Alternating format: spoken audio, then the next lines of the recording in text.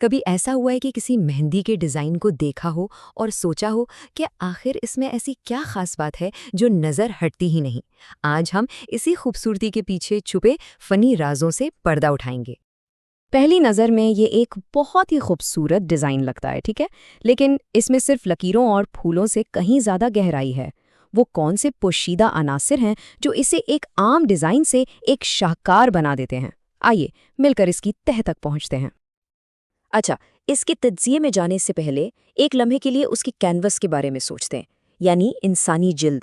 یہ کاغذ یا کپڑے کی طرح بے جان نہیں، بلکہ ایک زندہ سطح ہے، اور یہی چیز اس عارضی فن کو اتنا ذاتی اور منفرد بنا دیتی ہے۔ تو چلیں اس ڈیزائن کی ایک ایک پرت کو الگ کر کے دیکھتے ہیں۔ یہ دیکھنا بڑا دلچسپ ہوگا کہ کیسے چند سادہ سے عناصر مل کر اتنی پیچیدہ اور دلکش شکل بناتے ہیں۔ سب سے پہلے نظر کہاں جاتی ہے؟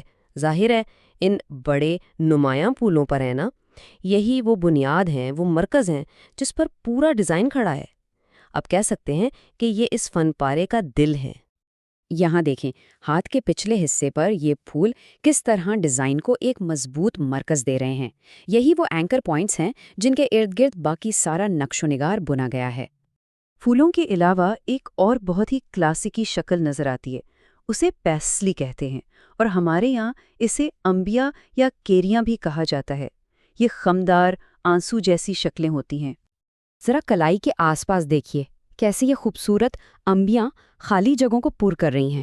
یہ نہ صرف ڈیزائن کو بھرا بھرا دکھاتی ہیں بلکہ اس میں ایک بہاؤ اور حرکت کا احساس بھی پیدا کرتی ہیں۔ لیکن خوبصورتی صرف بڑے نقشوں میں نہیں ہے، اصل جادو تو ان چھوٹی چھوٹی تفصیلات میں چھپا ہے۔ باریک لکیریں، نازک نقطے، جالی دار ڈیزائن اور چھوٹی چھوٹی بیلیں، یہی وہ چیزیں ہیں جو اس ڈیزائن کو زندگی بخشتی ہیں۔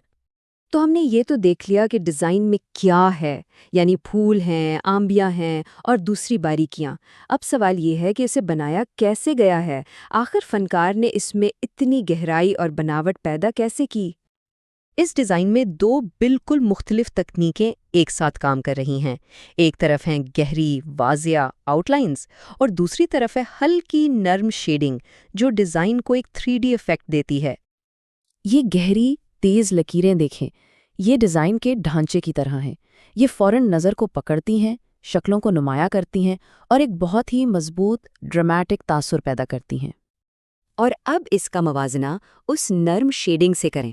یہ اندر کی طرف ہلکے رنگ کی بھرائی ڈیزائن کو گہرائی اور گرم جوشی دیتی ہے۔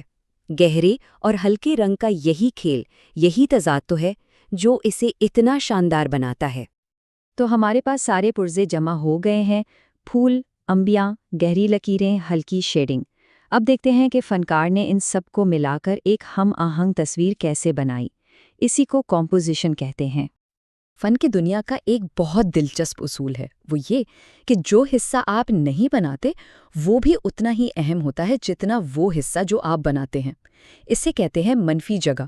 آسان لفظوں میں یہ ڈیزائن کو سانس لینے کی جگہ دیتی ہے تاکہ وہ بہت زیادہ گنجان نہ لگے۔ یہاں یہ بات بالکل واضح ہو جاتی ہے۔